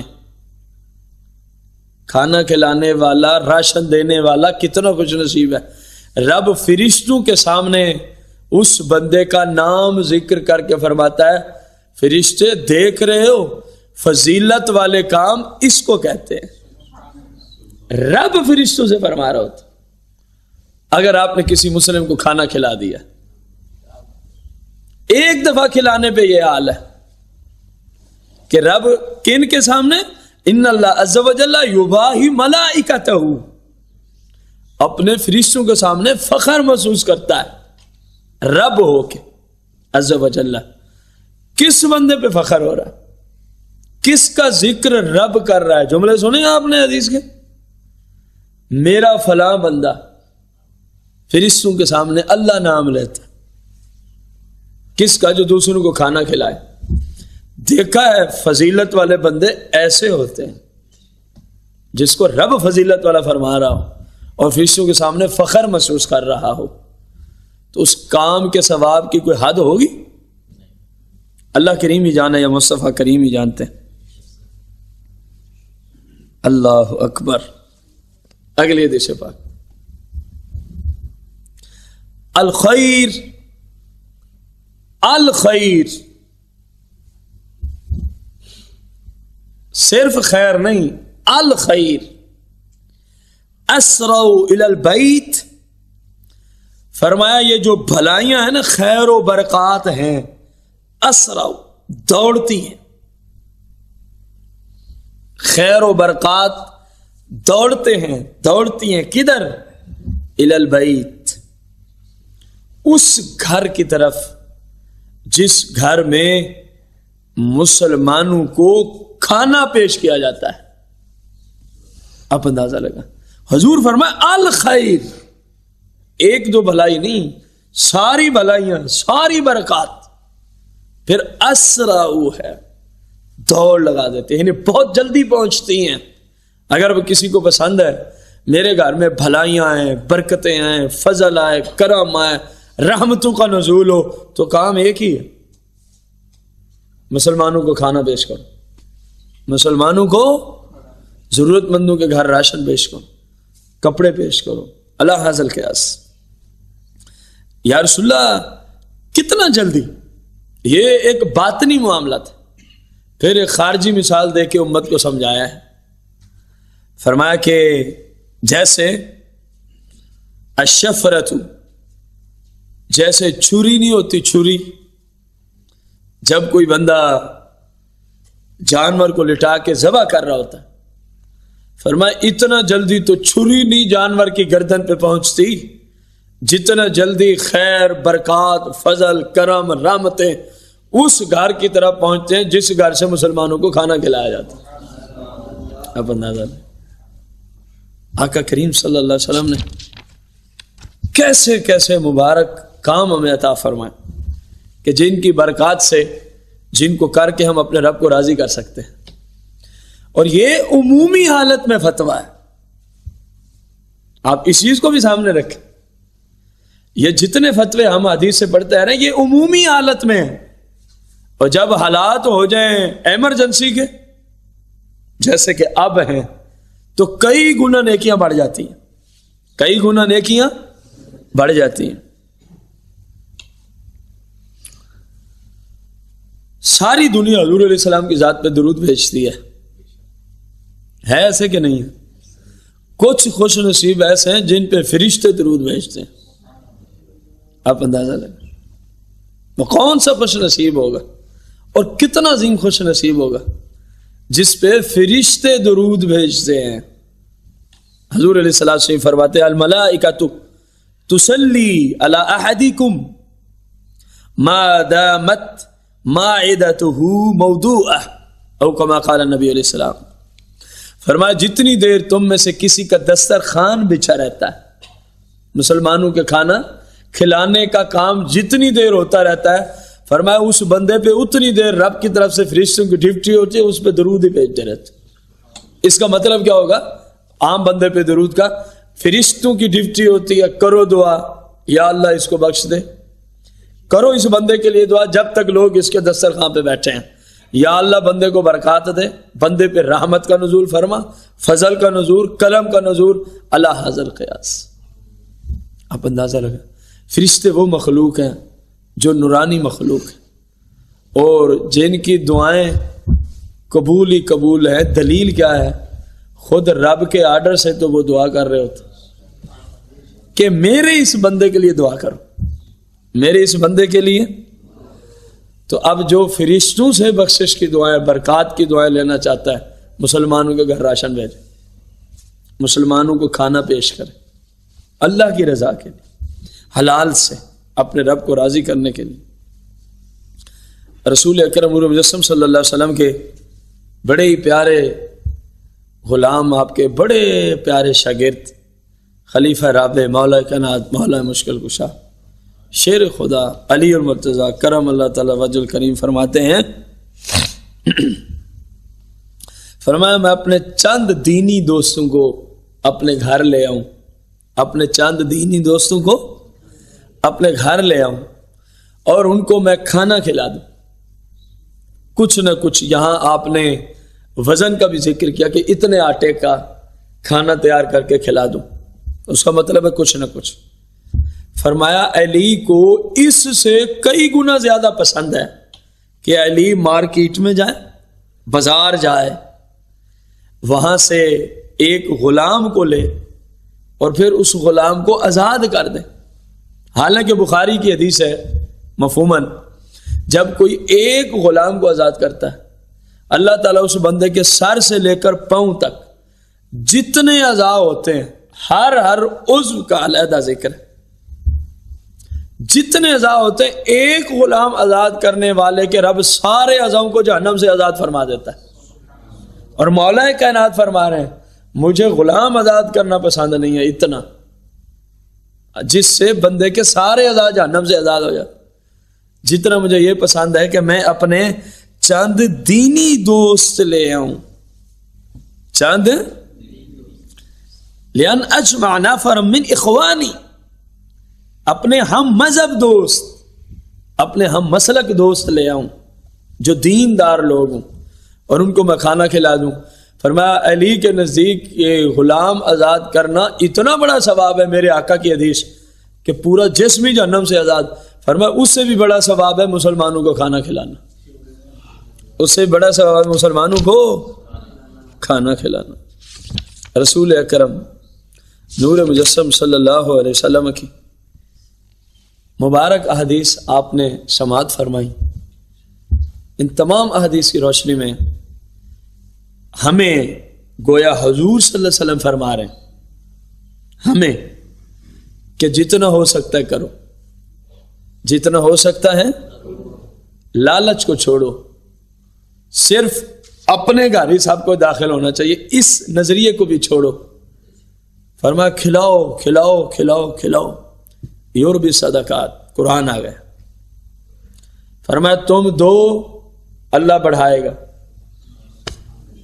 جب قرآن میں آ گیا تم اللہ کی راہ میں دو، اللہ تمہارا مال بڑھائے گا، تمہارا رزق بڑھائے گا. دیکھو وہ حدیث مبارکہ مفہوم ہے کہ دو فرشتے ہر روز یہ دعا کرتے ہیں یا اللہ جس نے اپنا مال تیری راہ میں خرچ کیا اس کو اور عطا فرما. اللہ کی طرف سے ڈیوٹی ہے. اور جو کنجوس ہے یا اللہ اس نے تیری راہ میں مال خرچ کیا اس کے مال کو ہلاک کر دے. ایک اور حدیث فرمایا سخاوت، اللہ کی راہ میں مال خرچ کرنا، یہ ایک ایسا عظیم درخت ہے جس کی بنیادیں جڑیں جنت میں ہیں، جس کی بنیادیں جڑیں اور اس کی ٹہنی اور شاخیں لٹکی ہوئی ہیں پورے جہاں میں. جب بھی کوئی سخاوت کرتا ہے تو ٹہنیاں پکڑ کے پہنچا دیتی ہیں وہیں جہاں ان کی جڑیں اور بنیادیں ہیں جنت میں. فرمایا بخل یہ ایک درخت ہے، اس کی بنیادیں اور جڑیں جہنم میں ہیں، شاخیں پورے جہاں میں پھیلی ہوئی ہیں. جو بخیل ہوتا ہے اس کو پکڑ کے جہنم رسید کر دیتی. اب آپ اندازہ لگا ہمارے اسلاف ایسے ایسے صدقہ کی مثالیں قائم کر کے بندہ سوچ کے ہی پریشان آ کئی کروڑ روپے آج کی کرنسی میں، اس وقت کی کرنسی کو اگر تبدیل کیا جائے کئی کروڑ روپے صبح سے بیٹھے شام تک سارا اللہ کی راہ میں خرچ کر دیتے. کئی کروڑ روپے. اور اپنا حال کیا ہے؟ نوکرانی باندھی کہہ رہی ہے کہ افطاری کے لیے گھر میں کچھ بھی نہیں ہے. یہ سید عائشہ سلام اللہ علیہ کی میں نے بات سنائی. کہا تو نے مجھے پہلے بتانا تھا، اب تو میں نے سب کچھ اللہ کی راہ میں دے دی. وہ راشن والے غدار لوگ جن کے گھروں میں ضرورت نہیں اور اکٹھے پہ اکٹھا، وہ غور کریں. ہماری امی جان کی سیرت تو یہ ہے.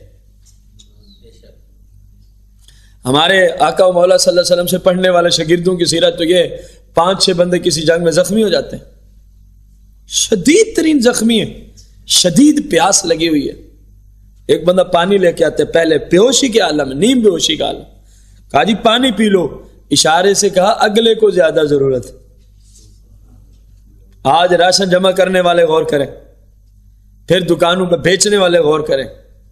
تم نے رب کو کیا منہ دکھانا ہے کل قیامت کے دن؟ وہ اشارے سے کہتا ہے، حالانکہ مرنے کے قریب ہے، اگلے کو زیادہ ضرورت. وہ ساکی اگلے کے پاس پہنچتا ہے، وہ اشارے سے کہتا ہے اگلا مجھ سے زیادہ ضرورت مند ہے. وہ اگلے کی طرف اس کو بھیجتا ہے. راوی کہتا ہے جب میں سب کے پاس گیا تو سب نے یہی کہا، پہلے اگلے کو دے میری خیر ہے، پہلے اگلے کو دے میری ضرورت بھی ہے. یہاں تو جمع کر کے بیٹھے پھر بھی کہتے ہیں ہم مر گئے، ہمیں ہی دو. اور وہ راوی کہتا ہے جب میں سب سے پانی لے کے کسی نے قبول نہ کیا، اثار ایسا تھا صحابہ میں، اگلا پہلے کے پاس آیا تو وہ شہادت کا جام نوش کر چکے تھے. اس پریشانی کے عالم میں بھی وہ دوسروں کو ترجیح دیتے تھے. دوسرا شہید، تیسرا شہید، چوتھا شہید، سارے شہید ہو گئے، لیکن دوسروں کو ترجیح دیتے رہے. یار اس کا سرکٹ چل جا، میری خیر ہے. ہم کیا کر رہے ہیں؟ اللہ اکبر. یہ احادیث تھی. اب پریکٹیکلی لائف میں، تجرباتی دنیا میں ہمارے محدثین نے ان احادیث پہ عمل کیا تو انہوں نے اپنا تجربہ بھی پیش کیا. ذرا غور کیجئے گا، جس کو حکایت کہہ سکتے ہیں ہم. امام اہل سنت فتاوی رضویہ شریف میں اس کو نقل کرتے ہیں، جلد 23 156 صفحہ نمبر پر.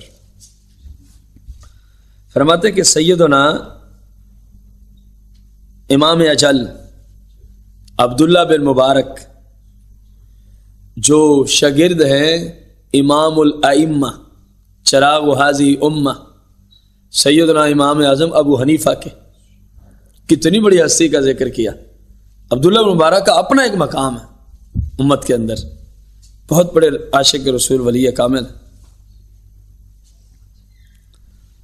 فرماتے ہیں کہ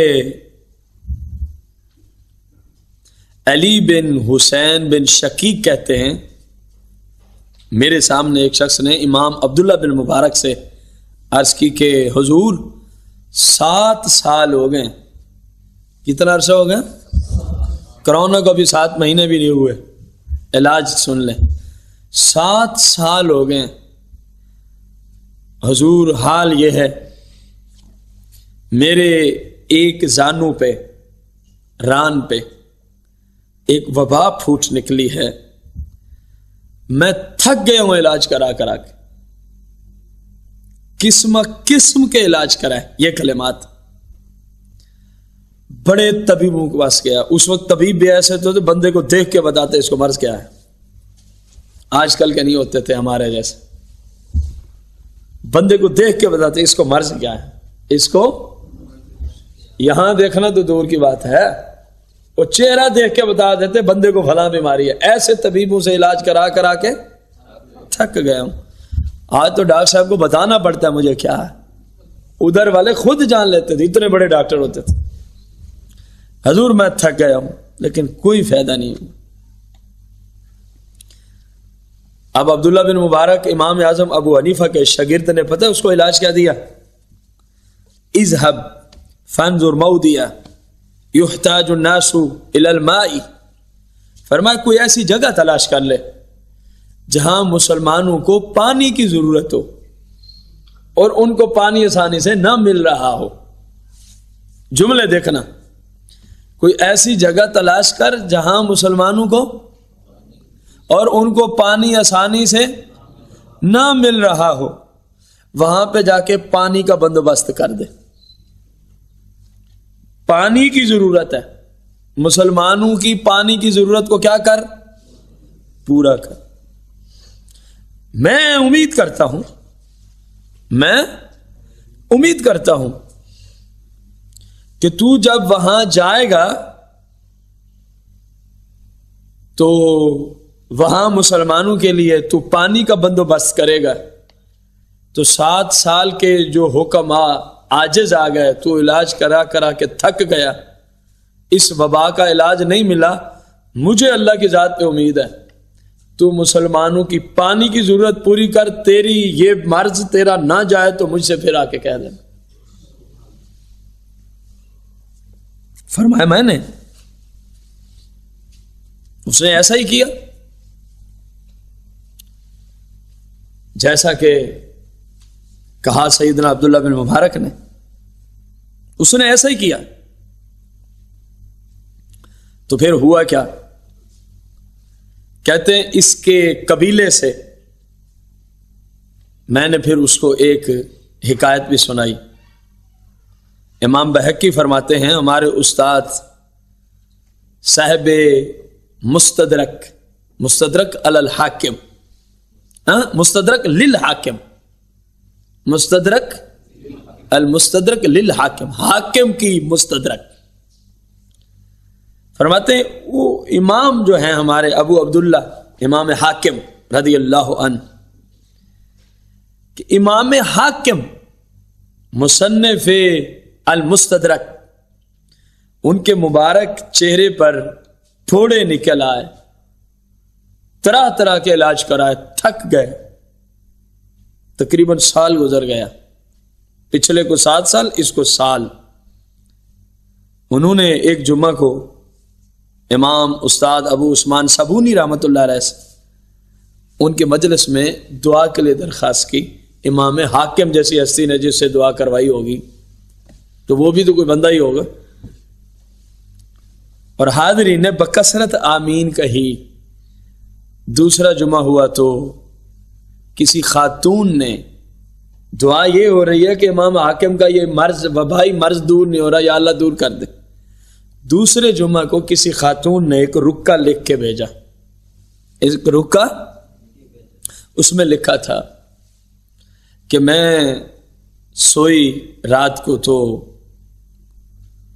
سونے سے پہلے مجھے پتا چلا کہ امام حاکم کے لیے دعا کے لیے امام صابونی نے کہا ہے. تو میں نے بڑی دعائیں کی کہ یا اللہ حدیث کے امام ہیں، تیرے حبیب کی حدیثیں ہمیں پڑھاتے ہیں، ہم تک پہنچاتے ہیں، اس کو شفا دے. بڑی کہتی ہے میں گھڑ گڑا کے میں نے امام حاکم کو دعائیں دی. تو جب سوتی ہوں تو زیارت کے اندر مجھے رسول پاک، مجھے نیند کی حالت میں رسول پاک کی زیارت نصیب ہو جاتی ہے. دعائیں کر کر کے سو گیا. آقا کریم نے اپنا دیدار عطا فرما دیا. جیسے ہی دیدار عطا فرمایا تو فرماتی ہیں کہ آقا کریم نے مجھے فرمایا کولی لأبی عبداللہ، ابو عبداللہ حاکم سے جا کے کہہ دینا کہ تاجدار مدینہ فرما رہے ہیں مسلمانوں کے لیے پانی کا بندوبست کر دو.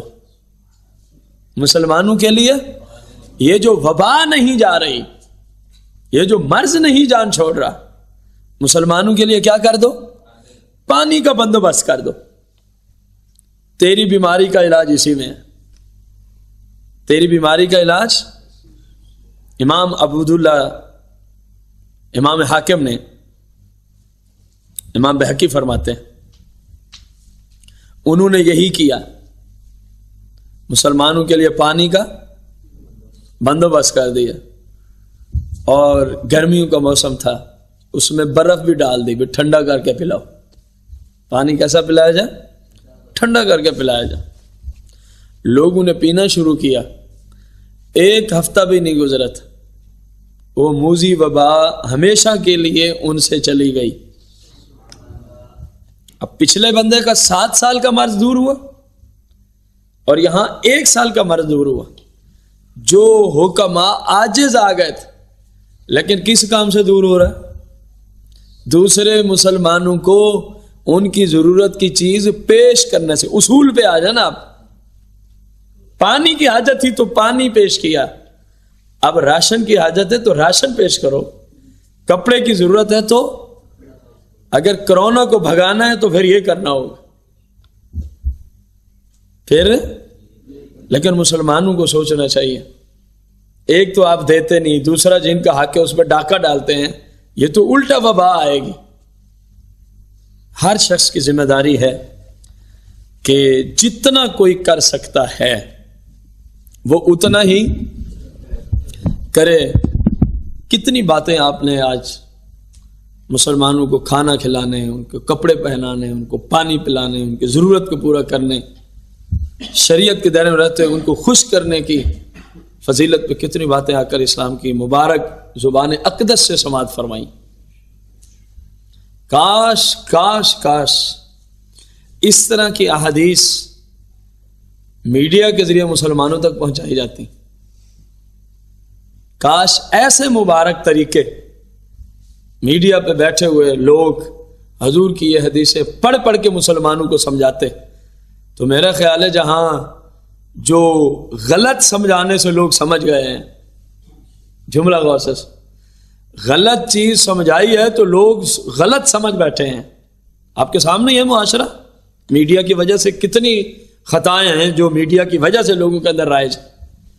تو اگر حضور کے سچے فرامین پیش کرتے تو لوگ عمل نہ کرتے؟ یقیناً عمل ہوتا ہے.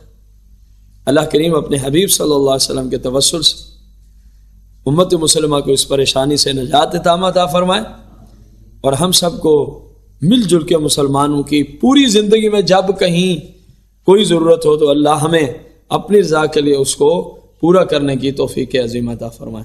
آمین بجاہ النبی الکریم علیہ الصلوۃ والتسلیم.